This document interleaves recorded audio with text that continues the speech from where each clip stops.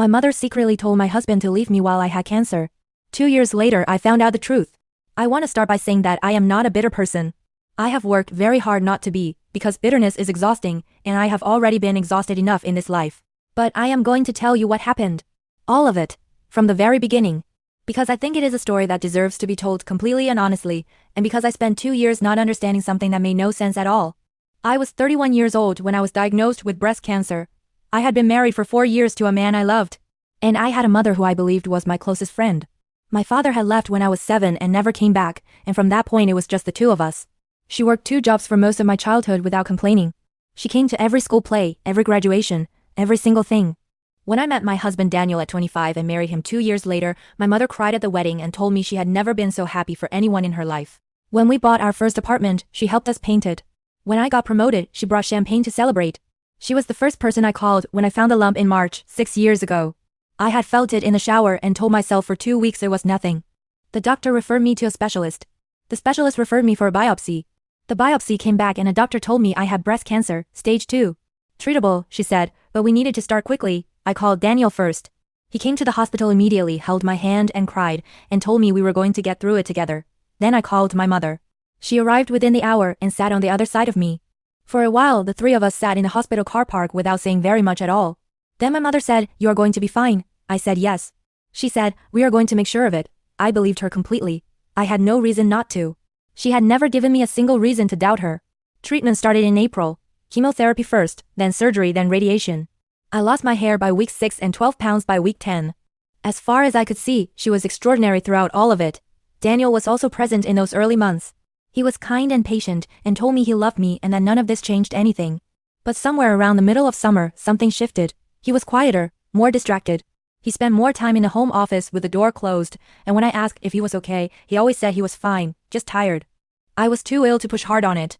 I told myself couples go through difficult periods, and this was certainly one, and we would come out the other side together.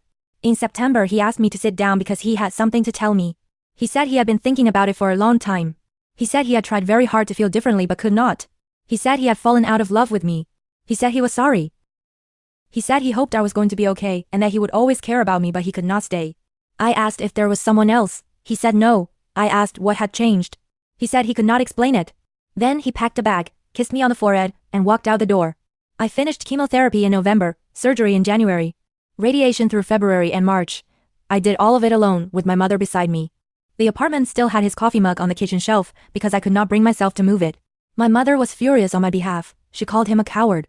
She said she had never fully trusted him, which surprised me because she had always seemed to like him. She helped me find a new apartment when treatment ended and was there the first night I slept in it, on the floor eating takeout with me because the furniture had not arrived. I spent the following year rebuilding. I went back to work. I started running again. I cut my hair short when it came back and decided I liked it that way. I was not happy exactly, but I was functioning and functioning felt like enough for a while. Daniel and I finalized the divorce 14 months after he left. We exchanged paperwork through solicitors and did not see each other in person.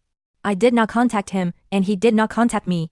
2 years after my diagnosis, I went to a work event and ran into Susanna, a woman who had been close friends with Daniel before we married. We had always got on well. We had a drink and caught up, and she asked how I was doing. I said I was doing well. She said she was glad. Then she said she had always thought it was strange that he left when he did. She said he had seemed confused when she spoke to him at the time rather than certain. She said he had told her he felt like he was being pushed in a direction he was not sure he wanted to go. I asked her what she meant. She paused and said she was not sure she should say anything. I told her I had already been through the worst of it, and I would rather know. She said Daniel had mentioned that someone close to me had been calling him regularly, telling him I was unlikely to survive and that he should think about his own future. I set my glass down carefully on the table. I asked her who. She said she did not know for certain. Daniel had not used a name directly, but the impression she had gotten was that it was someone in my family. I drove home and sat in my car outside my building for a long time. Then I went inside and called my mother and asked her, very directly, whether she had ever contacted Daniel during my treatment. There was a pause, not a long one, maybe 4 seconds. But I have known my mother my entire life, and I have learned to read her pauses the way other people read words on a page. That one told me everything before she said a single word. She said she may have spoken to him a few times, yes. I asked what she had said. She said she had wanted to make sure he understood what he was dealing with, that the statistics were not as clear as the doctors suggested. She said she had done her own research and felt Daniel needed to be realistic and did not want him blindsided if things did not go well. I asked if she had told him I was probably going to die. She said she had shared information she thought was relevant. I asked if she had told him staying with a sick wife was not something he needed to feel obligated to do. A longer pause. Then she said she may have said something to that effect. She said she had only been trying to protect me. She said if Daniel truly loved me he would have stayed regardless, and the fact that he left proved she had been right about him. I did not say anything for a while. Then I said, you called my husband while I was having chemotherapy and told him I was probably going to die and that he should leave. She started to say something about her intentions. I told her I needed to go and ended the call. I did not speak to my mother for 6 months. She sent messages I did not reply to. She sent a letter I read once and put in a drawer. In those 6 months I contacted Daniel. Not to get back together, that was over. I contacted him because I needed to understand what had actually happened and because I felt he deserved to know what I had found out. We met for coffee. It was strange and sad and, in some way I had not expected, clarifying. He said my mother had started calling him in May, about 6 weeks into my treatment, presenting herself as a concerned parent, wanting to keep him informed. She had told him the oncologist was more worried than they were letting on. She had sent him articles about survival rates, interpreted in the most alarming way possible. She had told him across many conversations that I would probably not survive beyond a year. She had told him that watching someone die slowly was an experience that damaged people permanently, and that a young man with his whole life ahead of him should not feel trapped by obligation to someone who was not going to make it. He said he had loved me and had not wanted to leave, but she was someone he trusted, someone with access to my reality in a way he did not have, and she had been so consistent and so certain. By August, he had convinced himself that leaving was actually the kinder thing to do, that staying would be selfish, that I would be better off without the burden of his feelings while I was fighting for my life. He said he was sorry and that he should have talked to me directly instead of making a decision based entirely on what someone else was telling him for months. I told him I did not blame him. I meant it completely. 6 months after I stopped speaking to my mother, she appeared at my door on a gray Sunday afternoon. Her eyes were red. She said she needed to talk to me and that she was sorry. She said she had made a terrible mistake and needed me to forgive her. I stood in the doorway and looked at her for a moment. Then I asked her what exactly she was apologizing for. She said she was apologizing for interfering, for overstepping, for not trusting me. I said, are you apologizing for telling my husband I was going to die? She said she had made decisions based on what she believed was best for me. I said, are you apologizing for telling him to leave while I was having chemotherapy? She said she had not phrased it as directly as that. I said, are you apologizing for doing it at all, or are you apologizing for being found out? She did not answer that.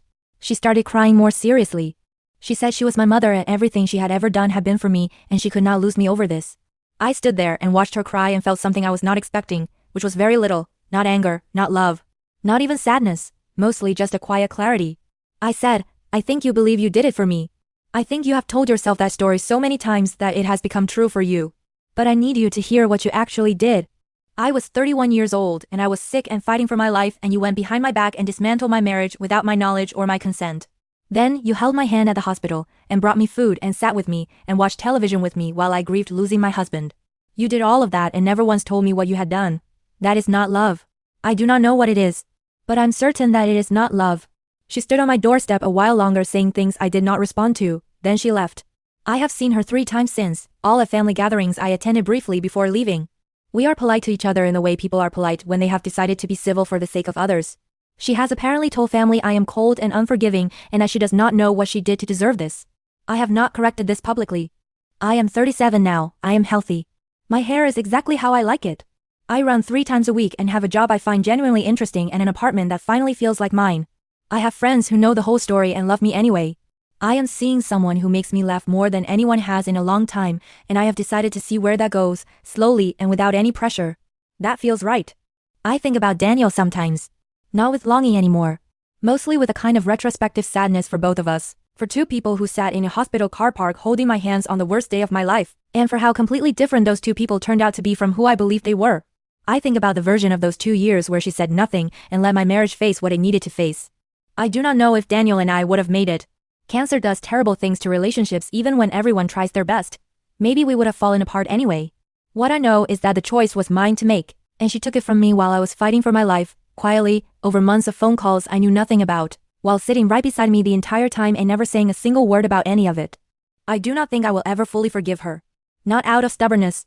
Forgiveness requires the other person to genuinely understand what they did. And even on my doorstep with tears on her face, she could not say the words. She could apologize for the outcome. She could not apologize for the act. So I have done something smaller and more useful instead. I have let it go. Not for her sake, for mine. Because I have been through enough. Because I survived cancer and I survived losing my marriage and I survived finding out what I found out. And I am not going to spend whatever time I have left carrying something that heavy on behalf of someone who has never once asked me to put it down. I am fine. I am more than fine. And she has to live with what she did every single day. I think, in the end, that is enough.